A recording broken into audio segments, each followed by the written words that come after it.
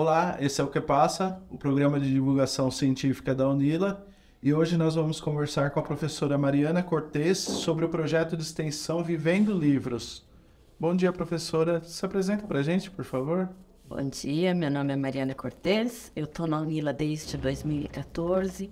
Eu trabalho na área de letras e linguística e desenvolvo o projeto Vivendo Livros desde 2014. É um projeto que começou na região da fronteira. Sempre nosso trabalho inicial foi um levantamento, um mapeamento da mediação de leituras em escolas, tanto no Paraguai como na Argentina, como aqui em Foz do Iguaçu. E, posteriormente a isso, a gente identificou algumas questões, alguns desafios, e a proposta foi, então, revitalizar espaços bibliotecários dentro de escolas, de 3 escolas, uma no Paraguai, uma na Argentina e uma aqui em Foz do Iguaçu. Então, a partir disso que a gente começou a trabalhar lá em 2014 e 2015. Professora, a literatura, né, para além da alfabetização, ela tem um papel no processo de educação infantil. Eu queria que a senhora explicasse para a gente um pouco o papel da literatura, né, na educação infantil.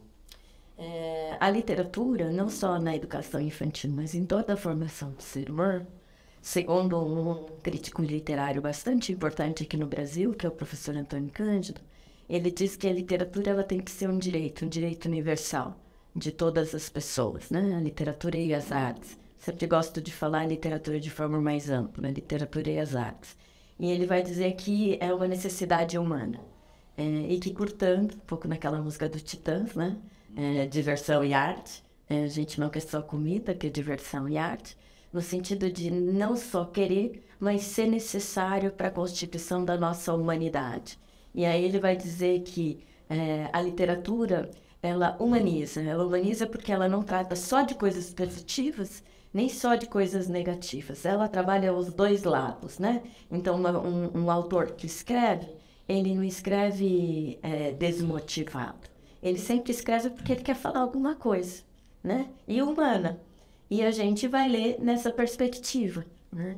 Então, uma criança lê na educação infantil, na educação fundamental, inseri-la nessa perspectiva, nessa humanidade, na ficção, né? Uma forma de elaborar os sentidos, de elaborar o que você está vivendo, né?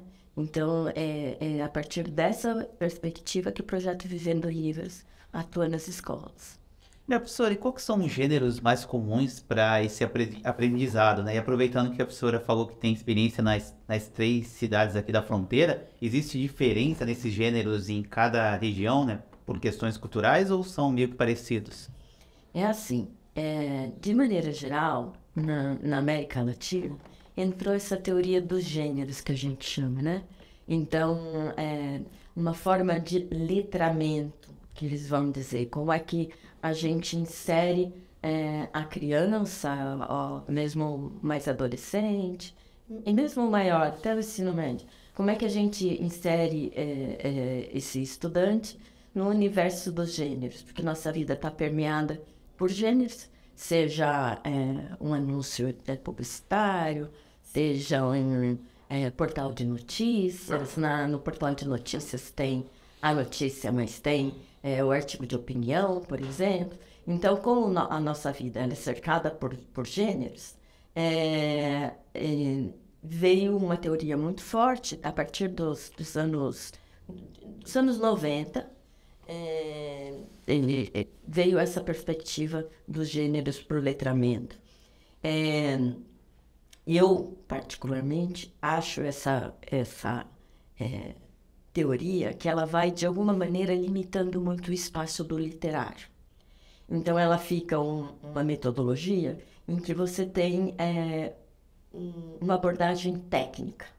Então, eu preciso, numa notícia, encontrar o lead, quem, onde, por quê, né? Eu preciso desenvolver uma narrativa, qual é o acontecimento, qual é o fato, né? Então, eu vou tendo, claro que é importante, a criança identificar, a pessoa que está lendo, identificar sobre o que trata aquele texto e conseguir tirar os elementos, mas a literatura, ela passa a ser, eu posso ter gêneros literários, poesia, o texto teatral, então eu posso ter alguns gêneros. No entanto, só eu não, porque bastante gente, a gente reivindica o espaço do literário, não só o literário no técnico, tem tantas estrofes, tem personagens que falam, 2 pontos e falam, e a gente caracteriza o texto teatral ou um roteiro de cinema, enfim, mas que vá na sensibilidade, então, na escuta da literatura, então da leitura em voz alta, do compartilhar questões. Então a gente leu e a gente vai dizer o que a gente sentiu a partir dessa leitura. Então é inserir na escola. Então, a escola tem essa questão dos gêneros, né? Colocada pelos parâmetros aí, diretrizes, enfim, governamentais e importantes, né? Não estou descartando isso. Mas e como que a gente trabalha o texto literário, a contação de histórias dentro desse jogo? Qual que é o espaço, afinal, da literatura nesse jogo? Então, de alguma maneira, os gêneros textuais acabaram comprimindo o espaço da literatura. E o nosso movimento é justamente brigar por esse espaço. Na América Latina, de forma geral, então os países que eu tenho mais contato, que é o Paraguai e a Argentina, aqui na nossa fronteira, é muito similar à forma de mediação. Eu destacaria apenas na questão do Paraguai, que tem muito a ideia da leitura em voz alta, não da leitura em voz alta reflexiva para sensorialização, mas para ver se o menino está lendo direito. Então, depois da pandemia, a gente teve isso no Brasil também. Então, a leitura em voz alta para ver se o menino está alfabetizado, né? O menino ou a menina estão alfabetizados. Aí, todo mundo que passou por esse tipo de leitura em voz alta sabe a dificuldade que é você ler em voz alta, né? E aí, o quanto que você constrange e quanto que você impõe determinadas regras. Se você tropicou numa palavra, você leu errado, então você tem nota mais baixa, né? E aí, quando que essa criança vai ter vontade de ler? Nunca, né? Vocês estavam falando que a possibilidade deixa eu ver se eu me lembro o nome do filme, que passa justamente essa cena, Minhas Tardes com Marguerite. Nesse filme, que é com Gerard Depardieu, ele vai lembrando, então ele é uma pessoa pouco escolarizada, e ele vai lembrando que, a partir do momento que ele encontra uma senhora na praça, e ela lê para ele em voz alta, ele vai lembrando dos traumas que ele tem da literatura. E era justamente essa literatura para saber se sabe ler, né? Então, é um pouco nisso que a gente quer intervir, né? Nesse tipo de mediação que a gente quer intervir.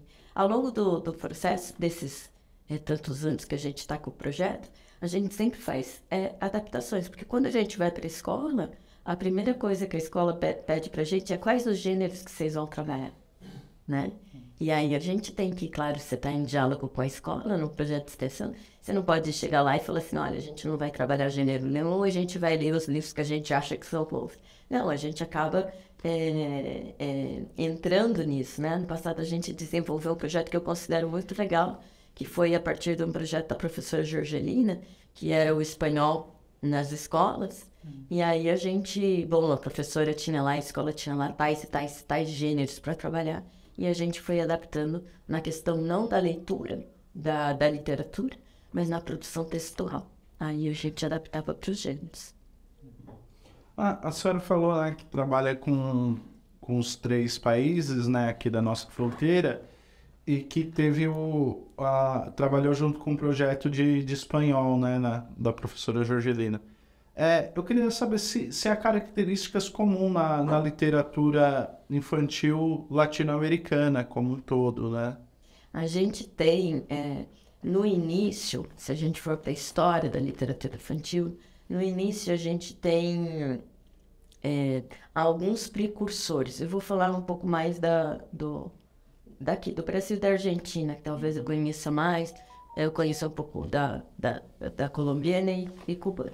Então, tem expoentes, né? O José Martí, por exemplo, em Cuba, é um expoente. O Monteiro Lobato, com todas as críticas, o José Martí também, com todas as críticas. Mas homens do seu tempo, né? São precursores, então, da literatura infantil. Tratando do Monteiro Lobato, aqui no Brasil, sem entrar no mérito de questões raciais e tudo mais, ele subverte a literatura infantil por algumas razões, né? Um tipo de personagem que fala, uma literatura que não é moralizante, enfim.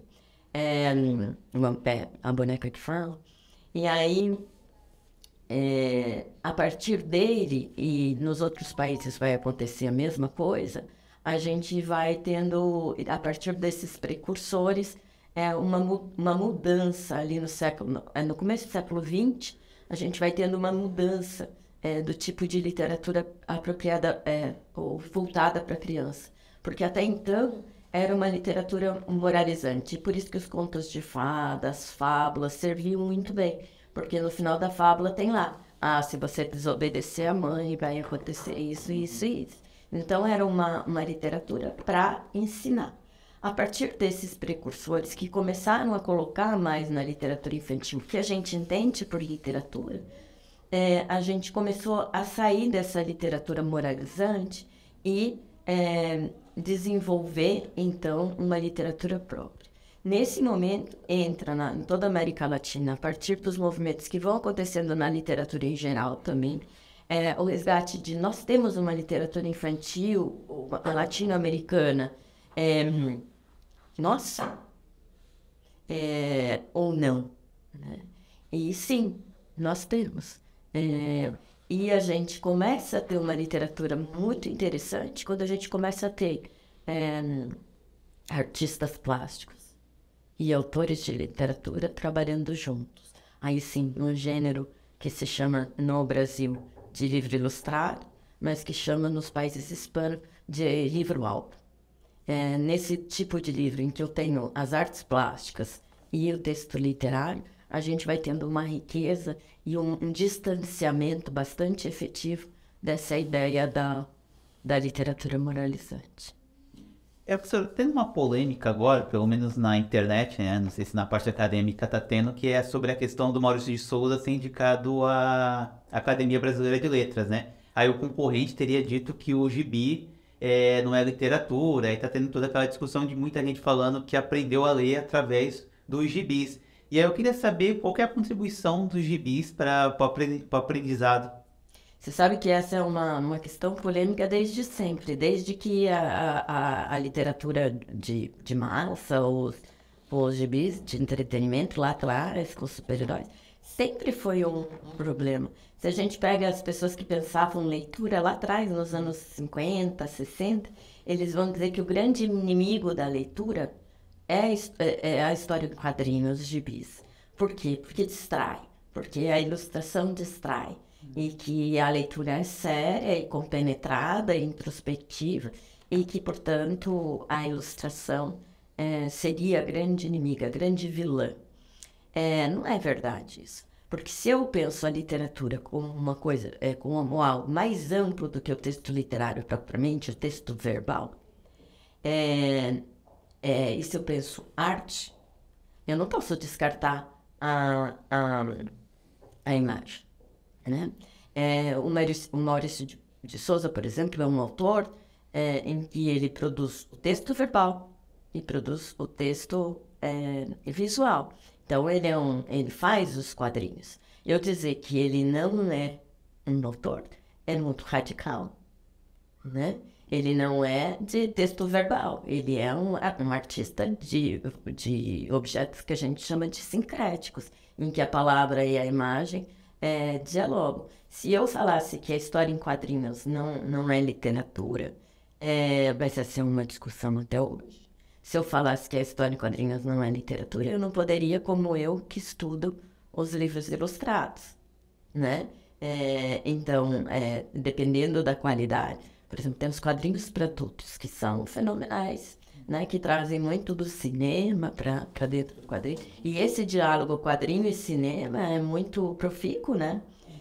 Então o cinema é arte, por exemplo, um filme como Coringa é arte, mas o quadrinho não, né? E como é que a gente... Academia Brasileira de Letras, então o que tem imagem não entra aí, não é literatura, o que é isso? Então, são as linguagens multimodais, os textos sincréticos, que eles, apesar de já estarem bastante instituídos na nossa, no nosso espaço, na nossa vivência, então, muitos autores foram tratando de como a imagem é importante e tudo mais. Se a gente falar que não, essa parte não tem importância, a gente está deixando de lado alguma coisa bastante rica para as nossas artes. Professora, vocês estão criando um espaço cultural de uso coletivo, né? Eu entendo a importância de se criar esse espaço, mas como competir com tanta tecnologia digital, principalmente com os jovens? Eu tenho um filho de 12 anos que eu chamo ele de o menino do dedo de celular, porque para conseguir tirar ele do celular e ler um livro é uma conjunção de fatores lá em casa.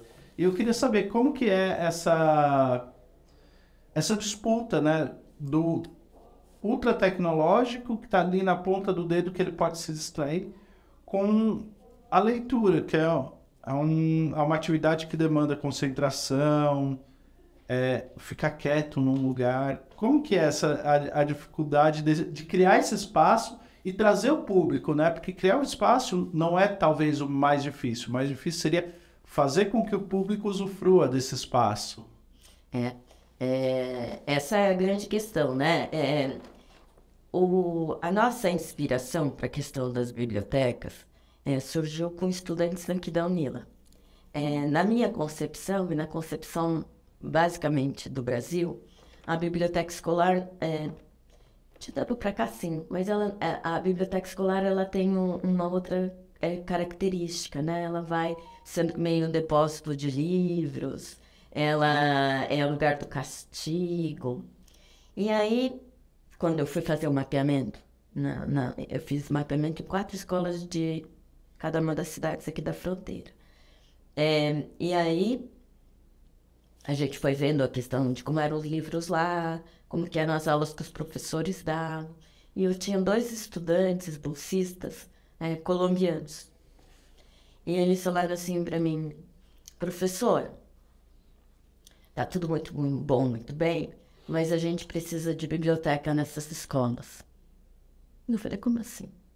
Porque para mim a prática de você ter uma biblioteca em sala de aula já era muito suficiente. E eu venho, né, da educação básica. Então eu trabalhei durante muito tempo na educação básica. E aí eles falaram assim: precisa de biblioteca. E eu falei: esses meninos estão loucos. Primeiro, porque como é que eu vou fazer uma biblioteca escolar numa escola que não é minha? E depois, porque essa necessidade, se lendo na classe, a gente já daria conta. Só que eu escutei. E aí, um deles falou assim: eu queria te mostrar algumas coisas que tem na Colômbia. E aí ele foi me mostrando. E a concepção de biblioteca que se tem na Colômbia, né? É uma biblioteca que aparece, se eu fosse fazer alguma coisa similar, nas comunidades, pelo menos em Medellín, nas comunidades que tinham luta armada, e elas aparecem como refúgios e bibliotecas comunitárias. Se a gente tem uma comunidade, vamos pegar das grandes cidades, das urbanas, o que se faz como projeto social? Esporte e música, violino, violão, balé, né? É um pouco isso que a gente faz nessas comunidades. eles colocam biblioteca. Então, a gente tem aí alguma coisa para conversar, né, entre países. E a minha pergunta, quando eu fui cá lá, era, mas por que vocês pensam em torno da biblioteca?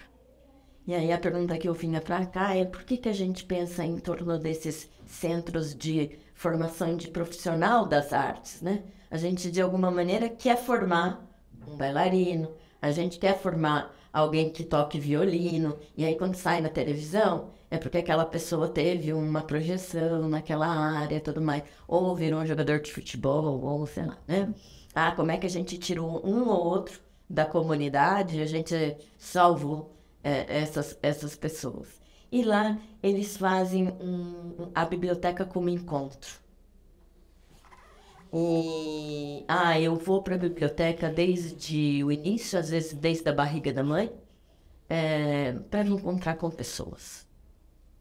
Então, não que nas comunidades brasileiras as pessoas não se encontram também e criam um universo comunitário. Mas a partir desse modelo da biblioteca como refúgio, eu fiquei pensando, bom, e nas escolas? E a gente escolheu, então, escolas nessas 3 cidades, que eram escolas com maior dificuldade. Uma escola rural aqui em Foz do Iguaçu, uma escola periférica urbana em Cidade de Leste. E em Porto Iguaçu foi ali na região que eles chamam de Las Granjas, que é onde tem os resorts hoje, né? Então, a selva, a questão indígena ali bastante marcada, enfim, selva nos termos deles, né? E aí, então, fazer da biblioteca escolar também um lugar de refúgio, de fala, de escuta. E aí, na resistência ao tecnológico, né? Então, aí acho que eu mudaria 2 coisas, elencaria 2 pontos.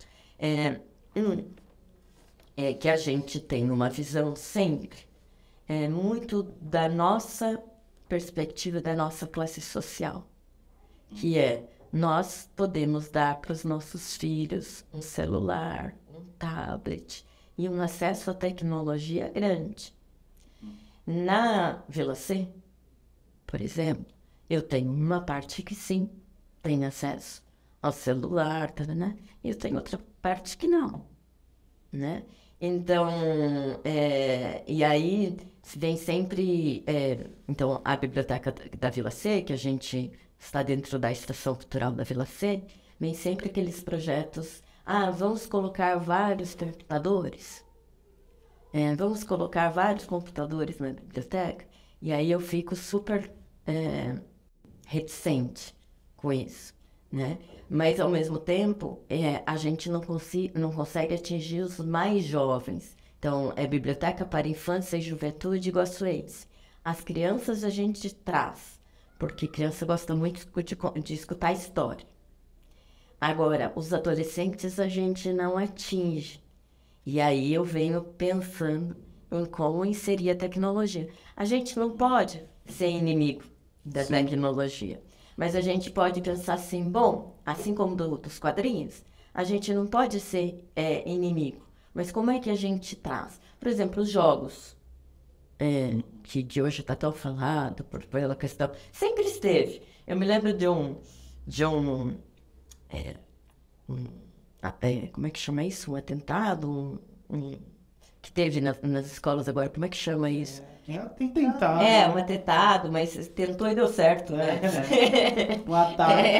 Ataque, tá. Eu me lembro que lá atrás, eu acho que foi nos anos 90, eu morava em São Paulo, que teve um rapaz que entrou no cinema e matou todo mundo, né? Que estava dentro do cinema.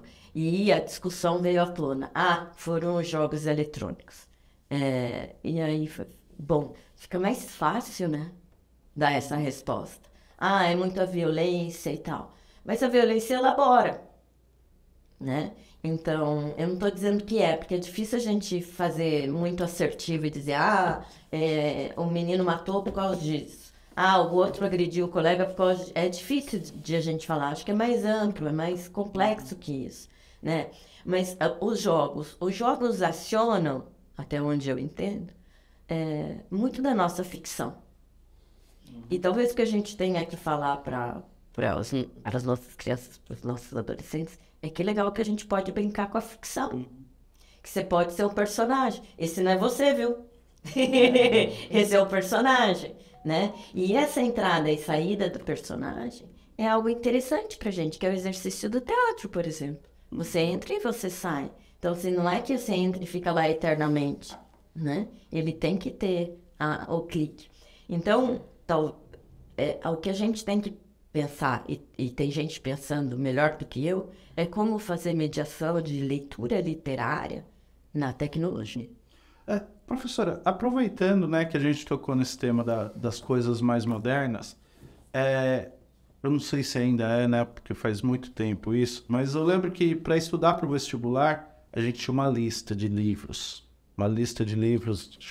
8, 9 livros, não me lembro bem, mas assim, a gente tinha que ler Machado de Assis, tinha que ler Álvares Azevedo, e, assim, para o adolescente, Dom Casmurro não é um livro que eu indicaria, porque além a escrita do Machado de Assis, eu não sei o termo, sisuda, talvez. Do século XIX. Exato. E a situação ali é uma situação em que demanda que você tenha um pouco mais de experiência de vida para entender aquele contexto todo, entender. Eu tô focando aqui em Dom Casmurro, mas, enfim, essa literatura clássica brasileira. E é difícil você fazer com que o adolescente sinta prazer naquilo. Primeiro, porque ele está lendo obrigado. Segundo, porque não é uma literatura pensada para ele, né? Que reflita os anseios e os desejos dele ali. E aí eu queria saber como que o projeto trabalha, né? Trazendo, se vocês trazem essa literatura mais contemporânea, mais voltada para o jovem, ou se vocês trabalham com esses clássicos, e como vocês trabalham com esses clássicos. Porque, assim, eu entendo que é super importante que a gente tenha acesso aos clássicos, mas talvez na nossa realidade brasileira, talvez não seria melhor pavimentar esse prazer pela leitura para depois chegar nos clássicos. Eu sempre me pergunto isso quando eu vejo projetos de biblioteca, projetos de leitura. Acho que sim, eu acho que esse deu o caminho. Eu acho que tem duas coisas completamente diferentes. Por exemplo, quando a gente estuda história, a gente tem conteúdo, verdade? E a gente tem que sentar e ler aquele conteúdo. Porque a gente precisa minimamente ter... Eu falo assim, sempre falo, tudo que eu não aprendi na escola me faz falta. Então, assim, eu não aprendi muito matemática, porque eu tinha dificuldade. Me faz falta. Eu não aprendi geografia. Me faz falta, né? Então, assim, tudo que eu não aprendi na escola, e eu procuro falar isso, né? Tudo que eu não aprendi na escola me faz falta. Então, assim, os clássicos, eles são pedidos no vestibular porque faz parte de um determinado conteúdo para sua formação, né? É isso. Eles são um estímulo para a leitura? Provavelmente não. Mas eles são documentos importantes para a sua formação, né? Então, eu acho que o caminho é esse. Então, tem uma literatura de estudo e tem uma literatura que você vai optar. Elas são completamente estanques? Não. Pode ser que um aluno, eu já tive, que a gente estava trabalhando com Noites na Taverna, que fala sobre o amor e Patati. Então, tava Patati e cemitério e não sei o que, e amor rasgado. E aí o adolescente gosta mais do Noites na Taverna, às vezes, do que o Crepúsculo, vamos dizer. Já estou atualizada mas do Crepúsculo. Ou ele vai notar uma similaridade entre as duas narrativas, né? Então, A gente não pode descartar completamente os clássicos como algo que mobiliza, porque são humanos. Assim como a gente não pode dizer, essa literatura de entretenimento não vale a pena você estar lendo isso, porque hoje a gente fala da tecnologia, mas até tem um movimento super interessante entre os jovens de internet, os jovens adultos, que chamam ali vamos dizer, dos 20, que é isso dos livros para jovens adultos, que são as séries, né? E que daí criou um fenômeno na internet de dar outro final. É um trabalho com gêneros textuais. Então, assim, quando faz, por exemplo, li o 50 Tons de Cinza e vou fazer um final diferente para personagem tal. Esse aqui não vai se apaixonar por essa aqui, vai se apaixonar por outra lá. Nessa cena aqui eu vou alterar a cena. E daí eles ficam se comunicando na internet. Sim, as fanfics. Então a tecnologia está aí. E aí você escrever como narrador que não é você, olha o exercício de ficção que está aí. E esse é um movimento que não foi a escola que fez. A escola hoje se aproveita disso. Esse é um movimento bem forte. Inclusive, os 50 Tons de Cinza, na verdade, era uma fanfic do Crepúsculo, né? Que acabou virando um outro livro. Mas é porque, assim, eu vejo que o jovem, ele tá lendo ali o Dom Casmurro. Eu tenho uma certa birra com o Dom Casmurro. Não é uma birra, talvez para mim tenha sido diferente, mas assim, quando eu li Dom Casmurro para prestar o vestibular, eu falei, meu Deus do céu, que livro chato! Que cara chato esse Bentinho. Aí depois passou, fui pai, tive filhos e não sei o quê, aí eu fui reler o Dom Casmurro com 30 anos. Aí eu falei, meu Deus, é outra coisa, não é aquele mesmo livro que eu li. Então, é por isso que eu falo, tipo, talvez esses livros obrigatórios do vestibular, talvez não fosse a hora da gente modernizar os autores, ou pelo menos, não modernizar os autores, mas assim... Chamar outros autores. Por exemplo, a Unicamp está fazendo isso. Entrou Racionais na lista de vestibular. Então, eu não acompanho todos, tá? Mas eu sei que, entrou Maria Carolina de Jesus, entrou os Racionais. Há uma tentativa de sair desse chamado cânone que a gente fala, né? O que é clássico, quem determina o que é clássico, né? E tem esse movimento que você falou, né? Que depois que você retorna para um determinado texto, porque veja, o Bentinho é extremamente humano, quem nunca passou por isso? De ficar em dúvida se o outro traiu ou não traiu, né? Não conheço ninguém que não... Eu não quero entrar numa discussão profunda, mas... Não tem essa dúvida, né? Todo mundo tem. Eu não quero entrar nessa discussão, porque para mim o Bentinho é um narrador não confiável. Pois é. Para mim ele era um cara que era ciumento demais, porque a gente tá vendo ali pela visão dele, né? É ele contando. Então, assim... Mas a nossa cabeça, igual a do Bentinho, é bem louca, né? Mas é que ele é um pouco ciumentinho demais. Eu desconfio que ele tá aumentando a história ali. Não foi bem do jeito que ele contou, não. O nosso sofrimento é sempre mais gostoso, né? Professora, a professora está falando sobre tecnologia. Uma das coisas que vem aumentando bastante são os audiobooks, né? Isso atrapalha na questão da leitura, ajuda? Como que tem algum estudo falando sobre isso? Na minha perspectiva, não. Porque eu não estou querendo alfabetizar. Eu não estou querendo que ele leia palavra por palavra. Eu acho que o que tem é entrada na ficção. Então, como eu comecei, né, falando do Antônio Cândido, que a gente tem necessidade de ficção, eu conto para os alunos, eles riem, que eu nunca tinha vivido o podcast. E eu falo vivido, e eu dizia assim, eu não sou letrada no podcast. E aí eu vi uma história que me interessou, que é aquela mulher da casa abandonada. Sim. Porque como gosto de ficção, eu falo assim, pronto, essa aí eu gostei. E aí eu comecei a ler as reportagens no jornal, e só depois eu fui assistir o podcast. E daí o que eu fiz? Eu sentei no sofá e falei assim, bom, vou ligar e tenho 1 hora, vou assistir um episódio. Veja a palavra que eu usei. Eu vou assistir um episódio. E aí eu sentei lá e comecei a escutar. E aí aquilo começou a me dar uma impaciência tremenda, né? Daí eu contei essa história para os alunos aqui de letras, e eles falaram, não, professora, não é assim que a gente escuta podcast. É lavando louça, limpando a casa. Eu falei assim, como assim?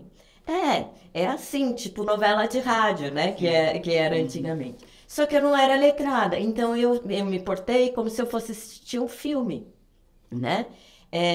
Foi bom, foi porque eu achei super interessante, tá? Então, os efeitos sonoros, uma voz dentro da outra, o jornalista contando. Recomendo o podcast da Mulher da Casa Abandonada. Ficção ou não ficção é aquilo que a gente chama, você fica em dúvida o que é, o que não é, porque tem várias vozes. Isso tudo, eu acho que é isso que o ser humano precisa para elaborar as suas coisas, é viver outra. Então, assim, não é necessariamente você ler palavra por palavra. Por isso que a literatura ela tem que ser tomada de forma mais ampla. Um filme, uma exposição de arte, tudo isso, uma música, tudo isso leva a gente para o espaço do ficcional, né? E da sensibilidade e do humor. Só voltando agora para o projeto, né? Eu queria saber como que a comunidade recebeu o projeto e como são 3 países, né? Cada país recebeu da mesma forma. Como que foi isso?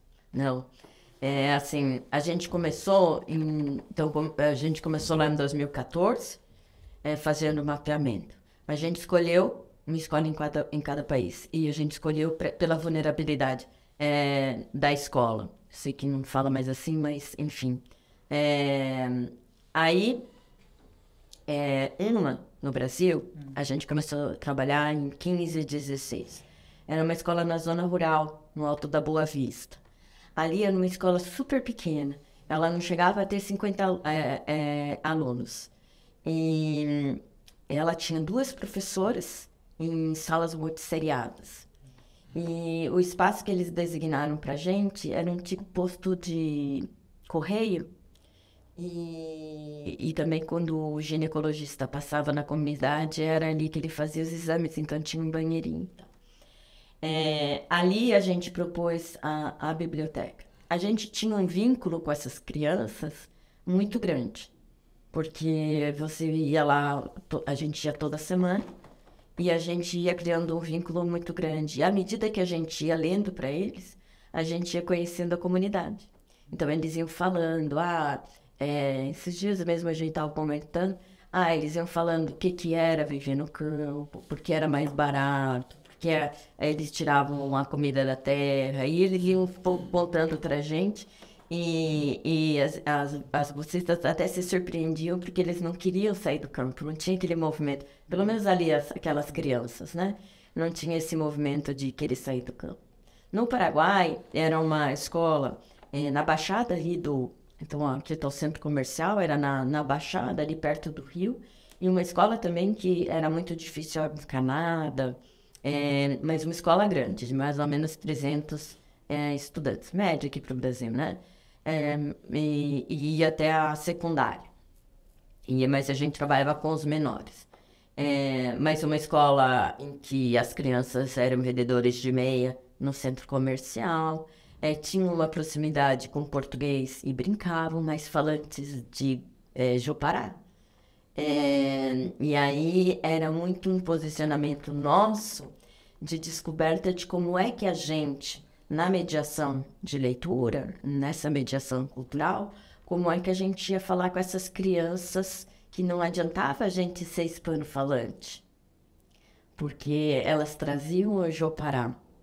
E como é que a gente faria esse encontro, né? Era uma pergunta que eu colocava bastante aqui para os colegas da universidade, e aí eles me diziam, seria bom colocar estudantes paraguaios como bolsistas. Daí eu falei assim, seria bem fácil colocar Paraguai e a gente ficaria alijado. E aí eu não teria um enfrentamento. e o diálogo, né? Não o enfrentamento, mas o desafio, né? Dessa conversa. Então, como nós, mediadores culturais, mediadores de leitura, como é que a gente chega numa comunidade bilíngue, onde a gente não... Ou, no caso lá, eles sabem também português, como é que a gente faria essa conversa, né? A gente ia bilíngue, né? Português e espanhol. Mas chegava lá e tinha o Jeopará. E às vezes as crianças pequenas, elas respondiam pra gente em Jeopará. E uma traduzia pra gente em espanhol. E esse fenômeno pra gente se tornou maior do que a biblioteca em si. Apesar de a biblioteca estar instalada, ela se tornou um espaço de encontros linguísticos fortes. Na biblioteca, na Biblioteca do Brasil, a gente tinha muito apoio, porque, bom, a gente é muito próximo culturalmente. No Paraguai, a gente tinha apoio, mas um apoio mais distanciado, quero, mas estou longe. E na Argentina, a gente teve um envolvimento muito grande da comunidade escolar. Então, as professoras se envolveram muito. Mas aí o problema é que veio a pandemia. Quando a gente inaugurou a biblioteca lá em 19, né? Em 20, quando a gente ia começar o trabalho de mediação de leitura, eu, na quinta-feira, fui conversar na escola, e não vai fechar, o Paraguai já tinha fechado, não vai fechar de jeito nenhum, tarará, na sexta fechou a fronteira. E aí eu não consegui voltar ainda, porque daí entrou o projeto da Vila C. E aí, até ontem eu estava arrumando minha casa e eu estou com um monte de livros da Argentina, então eu tenho que ir lá. Só que eu quero ir lá quando eu tiver a possibilidade de começar o trabalho lá, né? De voltar a recuperar o trabalho lá. E o da Bela Vista não tem mais? Foi para Vila C? Ou não? Continua os dois? O da Boa Vista? Boa Vista, não. Eu tenho contato ainda com a professora lá, porque daí, de duas professoras, não foi por causa da gente, não. Mas começou a haver investimento do município. Hoje eles têm várias professoras, eles conseguiram fazer educação infantil também. A escola cresceu, né? E aí eu preciso voltar lá. Eu tenho contato com a professora aqui no curso que ela faz de educação do campo, mas não voltei na escola. Mas eu fiquei 2 anos, 2 anos ou 3 anos lá. E aí saiu de lá para ir para Vila C daí? E não, eu saí de lá pro Paraguai, aí eu fazia duas, depois eu fazia Paraguai e Argentina, então nesses anos eu ia... Então a minha ideia era sempre instalar a biblioteca e ficar 2 anos. Não é simultâneo tudo? Não dava, porque só para ir para o Alto da Boa Vista, o Alto da Boa Vista para mim era mais longe do que a Cidade do Leste. Só que a Cidade do Leste tem a ponte, né? Que às vezes está emperrada. Então, aí, para o Boa Vista, eu levava 30, 40 minutos. Para Cidade do Leste, dependendo do dia, era 2 horas. Então, às vezes eu fiz junto. Então, era sempre uma vez por semana em cada escola durante 2 anos, né? E a professora falou do desafio da língua lá no Paraguai. E foi conseguido superar esse desafio? A gente era muito bem-vindo para as crianças. Eles gostavam muito da gente. Então, a gente conseguiu um contato muito bom. Mas a gente não conseguiu ainda, pode ser que a gente retome, né? Porque também teve a pandemia. A gente queria aprofundar um pouquinho mais a questão linguística. Então, eu tenho muito material gravado. Às vezes, quem faz extensão, eu faço extensão e pesquisa junto, né? Mas eu tenho muito material gravado, mas eu ainda não tenho a transcrição disso. Então, eu tenho acho que 1 ou 2 artigos publicados, mas eu tenho material para mais. É que eu tenho que ter tempo para sentar e trabalhar nesse material. Professora, eu queria que você explicasse um pouquinho para a gente esse conceito da educação popular e como que a educação popular atua, né, nesse projeto no Vivendo Livros. Agora eu vou começar então a falar da Vila C, né? A Vila C surgiu também de uma estudante aqui da Unir, que falou, ela estava fazendo comigo um trabalho de conclusão de curso, e na Escola Paulo Freire ali da Vila C. E ela falou assim: Mariana, você já viu que tem uma biblioteca abandonada? atrás do Paulo Freire. Eu falei, não passava muito na Vila C. Passava mais na Vila C velha do que na Vila C nova. E era na Vila C nova. E aí eu falei assim, não, mas vamos lá. Vamos ver o que é isso aí, né? Mas porque a história, né, do abandonado era legal. E aí eu fui lá ver, aí eu falei assim, de quem que será que é isso aqui, né? Porque tem dono.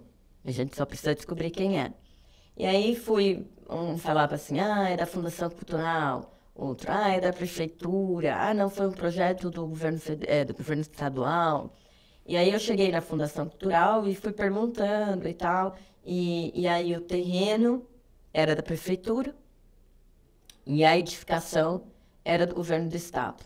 E aí a Fundação Cultural foi fazendo um movimento, a Unila fez um documento de provocação para a Fundação Cultural para tentar reaver o edifício, e aí eles, em 2020, a Fundação Cultural, a Prefeitura, remodelou a Estação Cultural João Sampaio.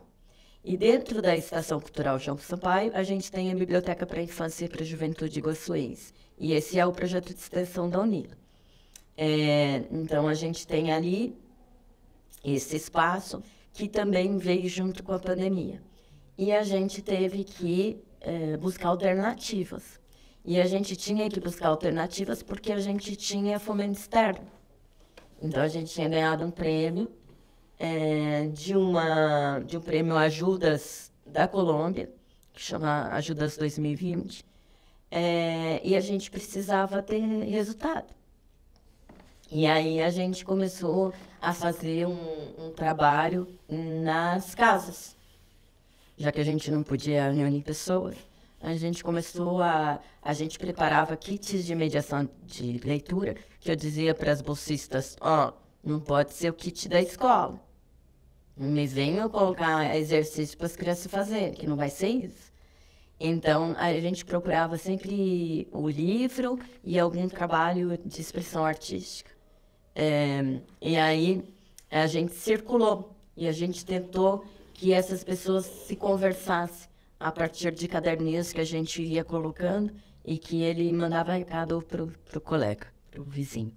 E aí a gente tentou fazer esse sentido comunitário.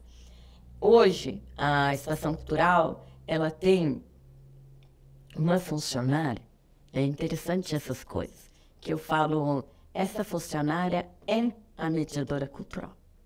Ela que tem a comunidade na mão. Não é a Fundação Cultural, deixa a Fundação Cultural escutar isso. Não é a Fundação Cultural, não somos nós do projeto de extensão.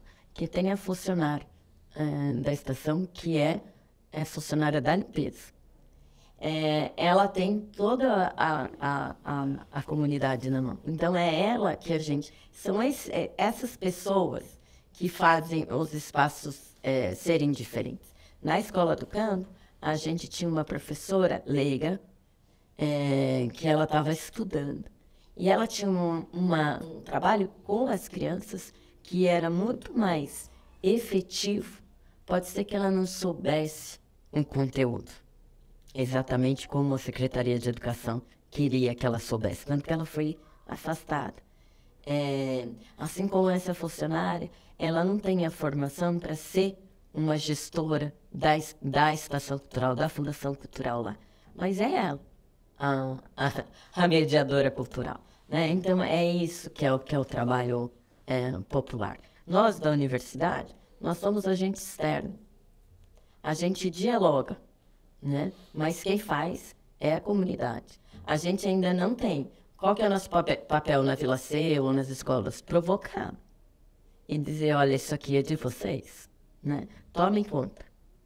Né?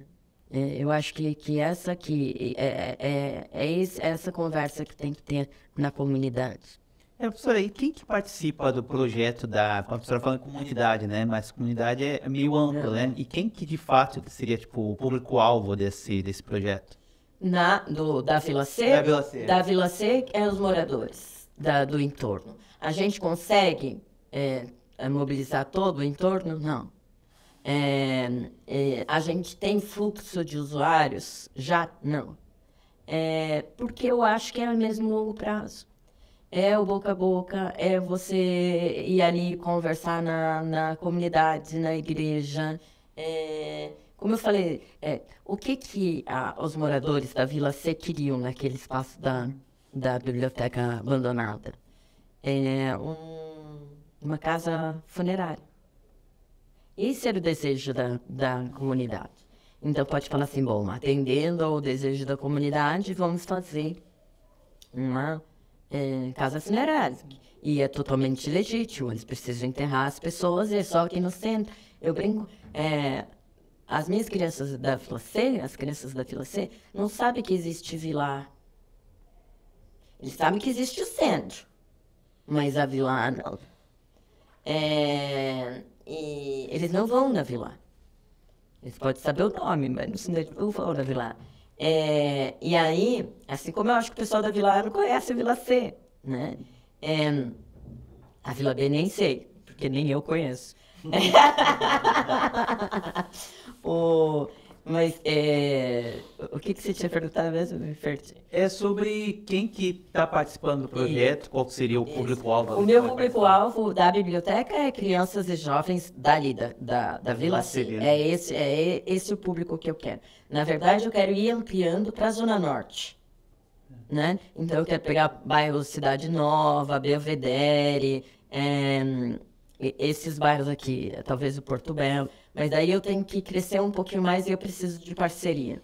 Então, eu estou no momento de fazer parceria com o Refúgio Biológico, com o Ecomuseu, porque se eu trago uma criança, um grupo de crianças, porque meu movimento eu tenho as crianças que vão espontaneamente, mas eu trabalho com escolas também, porque eu tenho que mobilizar, né? Então, eu vou nas escolas, então agora a gente está com o projeto no EJA, e ano passado a gente esteve na Escola Municipal do lado. Mas eu queria trazer escolas de fora. Mas aí se eu trago as crianças de fora, primeiro que a biblioteca é pequena. Não consigo colocar todos lá dentro. Então eu tenho que jogar com outros parceiros para poder fazer circular essas crianças aqui e que elas venham para o período de 2 horas, 2 horas e meia. Né? Então eu estou nesse processo, eu estou exatamente nesse processo de ir atrás de parceiros para mobilizar pelo menos a Zona Norte. E, professora, ao longo dos anos, né, do projeto, além da pandemia, quais foram as principais dificuldades nas 3 cidades? Deslocamento. Então, a Vila C vem para o mais fácil para a gente, porque nossos estudantes moram ali também, né? Deslocamento, acho que era um desafio. Captação de recursos, outro desafio. E aí o desafio mais legal, porque isso tudo é estrutural, né? Mas o desafio mais legal é como nós, da universidade, chegamos, e para mim especialmente, como é que a gente forma os nossos alunos daqui na UNIB, né? Porque não adianta formar aqui no banco da universidade. Essa é uma grande crítica que a gente ouve, né, bastante, é que a universidade, no geral, ela se fechou dentro de si mesma e não se acessa à comunidade. Esse é um grande diferencial da UNILA, que eu vejo que a UNILA, ela transpassa os muros da universidade, né? As universidades mais antigas, mais renomadas, é bem difícil essa transposição dos muros, né? E é por isso que a gente tem que falar, as pessoas, a gente tem que falar do auxílio permanência e das bolsas de extensão e pesquisa. A importância disso para o nosso estudante conseguir ter a vida universitária. Eu acho que isso é dos pontos mais significativos. Então, o estudante, tem estudante que pode, né? Ele tem outra condição, né? Mas os nossos estudantes, eles vêm, são estudantes de baixa renda. E aí eles têm que trabalhar, né? Hoje eu dou aula no noturno, e tanto em letras como de português para estrangeiro, meus alunos, eles trabalham o dia inteiro. E daí, que vida universitária eles têm? Só vir na aula, né? Mas eles não vêm à biblioteca, eles não conversam com os professores no apoiador, eles não fazem projeto de pesquisa, eles não fazem projeto de extensão.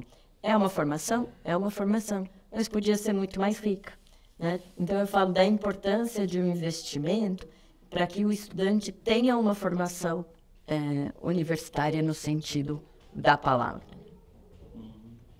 Professora, a senhora falou de captação de recursos. Como está sendo essa captação de recursos do projeto? Vocês têm parceiros externos? Vocês têm fomento da universidade? Tem fomento da universidade, que é sempre bom. No fomento da universidade tem um complicador sempre, que é a prestação de contas, porque é muito difícil apresentar contas. Ainda mais quando a gente faz um monte de coisa ao mesmo tempo. E são projetos grandes, né? Eu consigo captar externo também. Então, eu participo de prêmio para ver se entra um dinheirinho. Eu participo sempre que tem. Às vezes também eu recebo assim, teve a lei Aldir Blanc na época da pandemia. Uma empresa ganhou, mas tem que destinar recurso para um projeto social. Aí destina para a gente, né? Agora tinha um projeto da Itaipu, de empregados da Itaipu, que tinha também que destinar para espaço. A única coisa que é problemática para a gente também, como desafio, é que a gente é órgão governamental, a Unica. Então, quando vem recurso, vem para organização da sociedade civil. Então, por exemplo, se eu para concorrer no Itaú, para concorrer nessas coisas, eu sempre precisa ter uma organização não governamental, organização da sociedade civil, né? E a gente, como é governamental, é limitante para a gente, né? Que talvez sejam, eu não sei se isso é resolvido em outra universidade, não vem atrás. Mas sempre que porque o nosso CNPJ é de órgão público. E, professora, indo lá na biblioteca, né, a criança ou o jovem, ele vai encontrar os mais diversos tipos de livros lá para leitura? Ou como que funciona? Ele vai encontrar literatura, porque isso é também uma questão de pesquisa. Porque acaba que a biblioteca, para a gente lá, é um laboratório. Então, enquanto aqui na Unívila tem um laboratório, sei lá, de medicina, nós temos a biblioteca, né? Que é pertinho aqui, é um espaço legal. E eu consegui colocar ali, nós temos aproximadamente 1.300 livros, com as seguintes características. Qualidade, então eu pego normalmente os que são os livros premiados, porque como eu não posso escolher tão de perto, a partir de recursos externos. Então, aquele recurso que eu contei da Colômbia, eu consegui comprar 500 livros. Então, não dava para conhecer os 500 livros, né?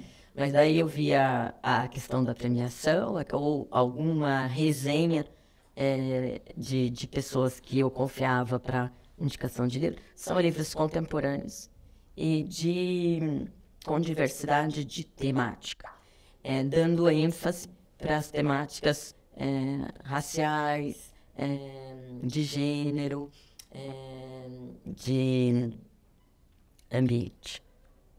Então, e eu trabalho muito, basicamente, só com isso, que são esses livros ilustrados. Então, é bem voltado para a criança ainda.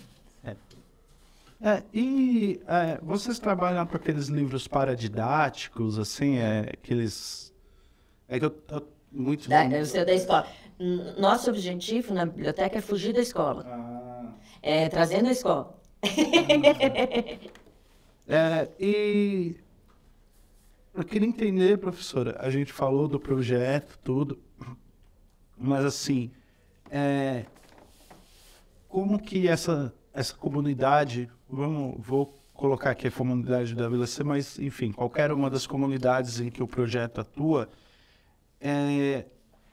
o que é a formação desses leitores críticos, né? A gente está criando ali uma geração, está promovendo a literatura, está criando uma geração de leitores críticos. O que essa geração, o que essa formação de leitor crítico, consciente, o que isso vai trazer para a comunidade envolvida? Como que essa comunidade vai melhorar? Eu acho que o que a gente tem que fazer é uma coisa que eu sempre falo para as bolsistas. A gente tem que ampliar repertório. É assim, as pessoas precisam saber que aquilo é direito delas. E que aquilo existe. Eu estava falando da casa funerária, que era o que eles podiam pedir, porque é isso que faz parte do cotidiano deles. Um trabalhador, ele sai para casa para trabalhar, e ele volta cansado, tem que lavar a roupa e tem que fazer a marmita do dia seguinte. Ele não vai pensar que ele tem que pensar um mundo diferente. Que ele pode ter possibilidades de pensar um mundo diferente. Ele é esse mundo que ele vive. Agora, o que a gente tem que pensar é o que é o ser crítico. O ser crítico, eu acho que o ficcional dá isso. Então, não estou debatendo um tema para ele poder reivindicar o seu direito. Não é isso. Isso é bom também, mas não é isso. É para ele ter direito a sonhar novos mundos. Sabe aquela coisa meio empreendedora da criatividade?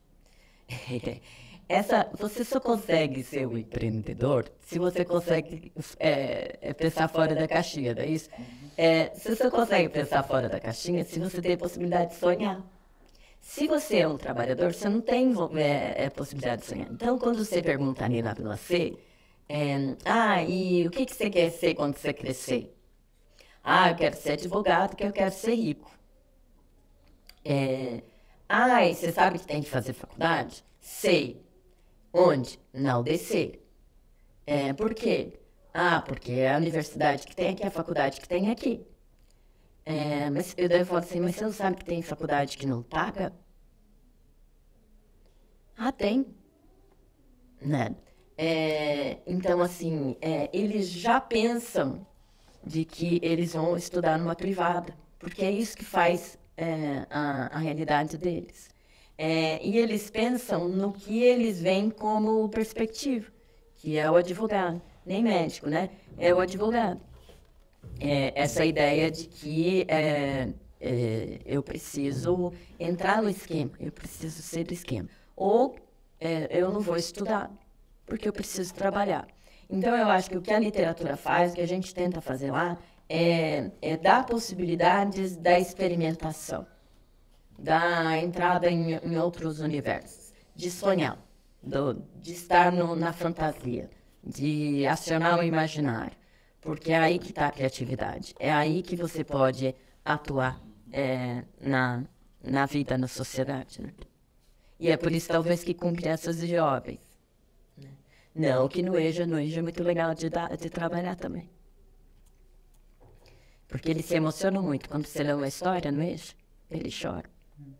Eu emocionei agora porque a senhora falou das possibilidades e tal. E eu lembro quando eu era adolescente, né? Eu era da periferia da Zona Norte de São Paulo.